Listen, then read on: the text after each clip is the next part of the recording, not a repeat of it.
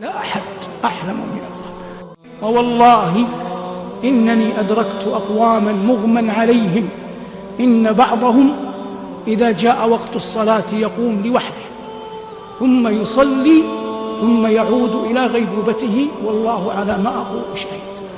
والله لو لم يعلم الله ما كانوا عليه من الصدق حين كانوا يصلون لما أيقظهم من غيبوبتهم عندما قاربوا أن يموتوا، لكن الله أراد أن يرفع درجاتهم، أن يزيد أعمالهم، أن يضاعف حسناتهم، فأيقظهم في تلك الحال ليصلوا إليها ويوجد. وهذا من قسوة القلب. من ينام عياذا بالله وقد عقد العزم أصلا أن لا يقوم لصلاة الفجر، ومع ذلك ينام، من الذي يحفظه؟ الله.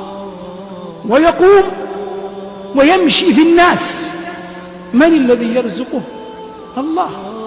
والله عندما نام هذا العبد كان يعلم أزلا جل ذكره أن هذا العبد نام وقد عزم أن لا يصلي، ومع ذلك ربه يمهله يكرمه يقيمه من مرقده معافا يمشي ثم يرزقه.